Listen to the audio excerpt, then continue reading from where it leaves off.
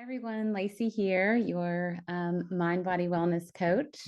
I am your registered dietitian for Ascension, and I'm excited to bring these videos for you guys to watch and learn and hopefully provide feedback on so that I can continue to share from my experience and my education with you guys on this journey. So, this is the first recording in the series that I'll be sharing. And coming from the nutrition perspective, we're going to talk this week about nourishing the mind.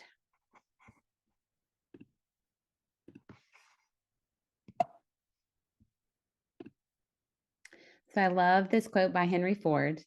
Whether you think you can or think you can't, you are right. So the mind is a powerful tool in our recovery journey. And I think it's just so important to think about all of that's what's possible. So I always like to begin any conversation around health and nutrition, mind, body wellness, whatever we're talking about with mindset. And I come from the perspective of adopting or developing a resiliency mindset. So what does that mean? It means that we are potential, not pathology, that we are all here destined for greatness. And it's just a matter of us aligning with that concept and finding what our purpose is and leaning into that rather than going against the grain. So I've got some pictures here of some seeds. So this represents kind of our beginning, that we're born into this world whole and perfect. As we start to emerge and the seedlings start to come out of those seeds from the ground, really with not a whole lot of effort by anyone or anything, this beautiful, seedling starts to emerge from this little tiny seed, which just says to me that health is innate, that this seed knows everything that it needs to know about how to grow and develop, just like we do as humans. Um, we get a cut on our arm and our skin just, naturally knows how to heal itself, or we get something in our eye and, we can't see for a little bit, but eventually our eye just, totally regenerates itself. So it's amazing to me that health is innate, that our body knows what to do, how to heal. Sometimes we just have to get out of our own way. And lastly, that freedom from suffering is everyone's birthright. So, we can all grow and blossom and bloom into these beautiful, tall trees that start from these little teeny tiny seeds that just, fall in the ground. So thinking about that concept, it's pretty powerful. Also, Mary Engelbrecht, another great quote: if you don't like something, change it. If you can't change it, then try to change the way you think about it. So this is a couple of different scenes. So one is of a forest fire and the other is of a beautiful forest with the, mountains and sun's coming up in the background and a brook coming through. And one is of a challenge and the other is of a solution. So it's the same landscape. It's just two different ways of looking at it and in two different instances. So two different points in time. So the challenge is a natural disaster, and thinking about the fact that Mother Nature knows what she's doing, perhaps it's just time to clean house and provide a change of scenery. Similar, if the challenge is perceived as hitting a wall, maybe it's just Mother Nature's way of suggesting that we take another route. Or if the challenge is feeling like we're veering off course, maybe it's just so that we can see something we didn't plan to. If the challenge is perceived as hitting rock bottom, maybe it's that we just needed a new vantage point or fresh perspective. Or if it's that we're seeing only what's wrong, maybe it's about discovering what's actually right.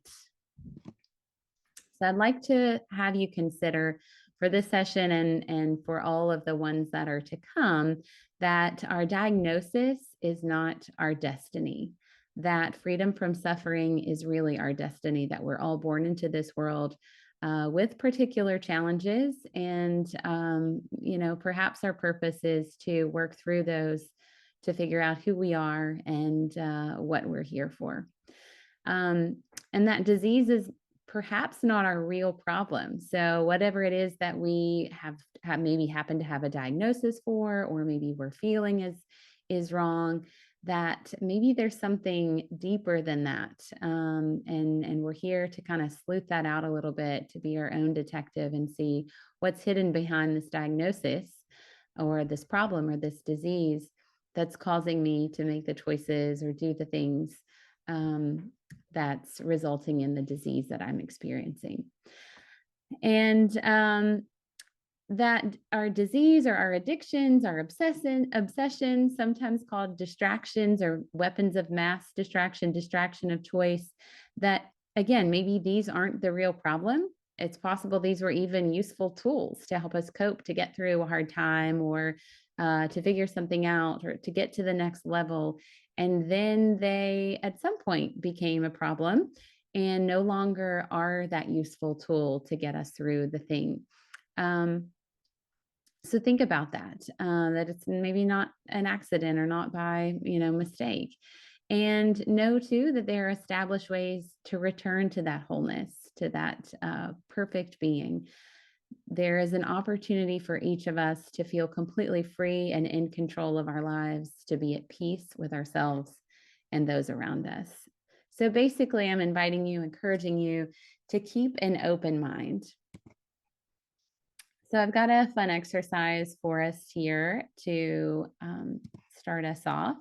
And it's to think about writing or rewriting your narrative, to think all the way back to how it started. And if this is triggering for anybody, definitely skip the first couple of parts, but you can think about how you started as a whole perfect being. What was life like? What were the opportunities, and then what derailed us, if anything? Maybe you don't feel like you ever had, have been derailed, but think about the challenges that have been presented in your life.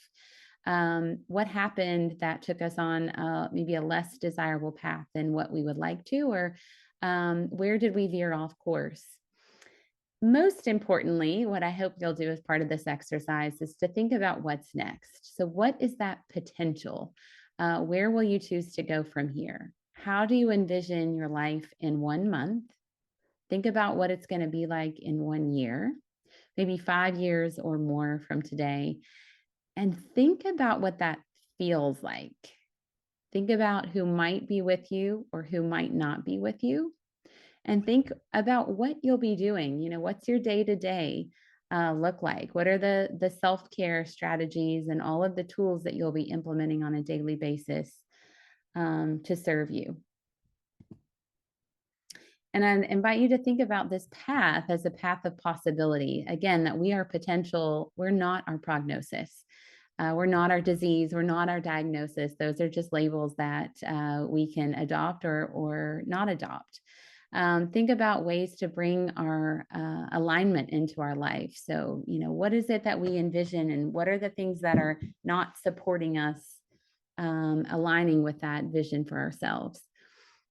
Think about the fact that we can create a whole new operating system for our life. Anything is possible, a new way of seeing the world that we can change all the way down at the cellular level. And that's a lot of what I want to share with you guys as we dig into some of the nutrition, but also energetically. And when I say energetically, I don't mean like woo-woo, crazy stuff. I mean, literally, like, physics. We can change our bioenergetics by shifting our mindset, focusing on our foods, and changing the social landscape around us. So that mental work that we're all working on, our emotional regulations, all of those wonderful things, that we can break up old patterns simply by adopting new ones, making those old habits obsolete. Another way of saying that is that we can drown out the old with the new, and we can find freedom from affliction. So one last fun quote to leave you with: your beliefs become your thoughts become your words become your actions become your habits, and your habits become your values, and your values become your destiny. So just going back to the power of our mind and the thoughts, the things that we think day in and day out, second by second, even can really transform us and shape our whole life and our future destiny. So, a goal without a plan is just a wish. And I hope that this is one of many goals that you guys have already been setting or continue to set from this day forward after doing this exercise. And maybe many of you have already done a similar exercise, but I love this concept of setting some goals for ourselves and having them be really tangible. So you've got a worksheet that you can work through, and you can do this as many times as you want, as often as you want. But here's the general flow. So you start with, what is my ultimate goal? And some things you can consider here is, what do I need to do to be the person I am called to be? So think back about that, how it started, where you went off course, and where you want to go from here. Exercise.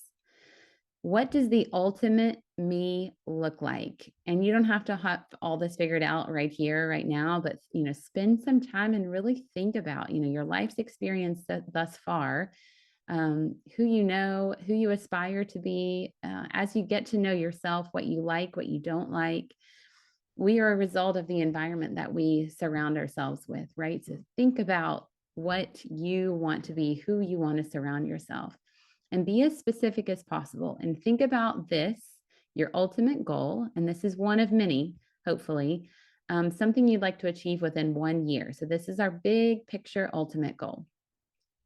From there, we're going to think about, where do we need to go? What do we need to do? Or what do we need to work on in the not so far future as a way to reach that goal? So what's something tangible that you can do in the next 6 months to work toward that ultimate goal? And then lastly, what steps will you work on now? So think about something very specific within the next month that you can work on to work towards reaching that ultimate goal. Think about any other person or organization or entity that might need to be involved. Try to be specific here. And then, when would I like to accomplish this step? And again, ideally that part, it was within the next month or so. So here's where we get into the nitty gritty. This is our SMART goal worksheet. SMART, SMART, stands for specific, measurable, achievable, relevant, and time bound. So this just means we're not wishing. We're not just saying, oh, I hope I'm gonna, start driving soon, right? But this is, we're trying to be very specific. I'm going to be driving my car, a car of my own, within the next year, right? And in the next 6 months, I'm going to work on,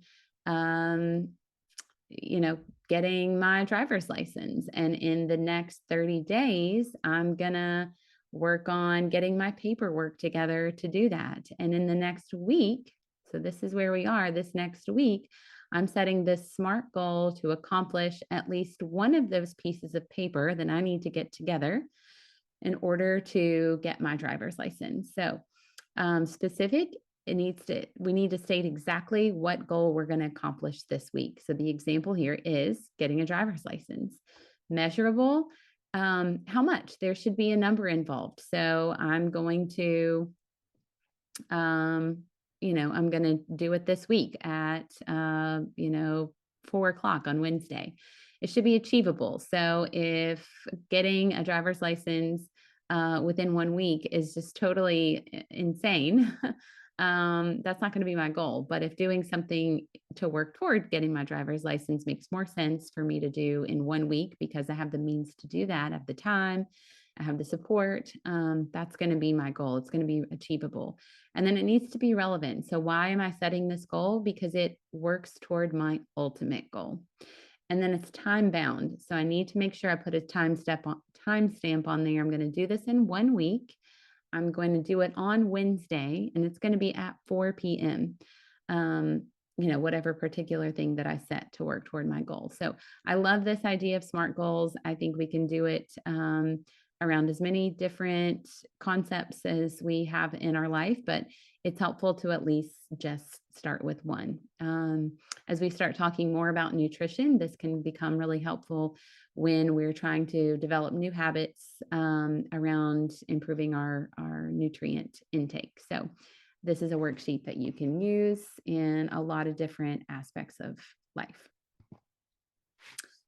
So, lastly, just be sure to share your SMART goal with someone that can help hold you accountable to get there. So, perhaps they have goals as well, and you can help them reach theirs. It's always great to have social support or to be someone's social support. It's one of the best ways to ensure that we're successful in reaching our goals. So, having said that, I am here for you guys. If anybody wants to connect, while I'm not there in person, unfortunately, I can be available for one on one consults. So, just let the team there know that you'd like to chat with the staff nutritionist, dietitian, mind body coach. And we can hash out some goals and talk about some barriers that might be getting in your way of achieving yours. So, thanks so much for tuning in to this session, and I'll look forward to sharing more with you guys in the weeks to come. Thanks so much.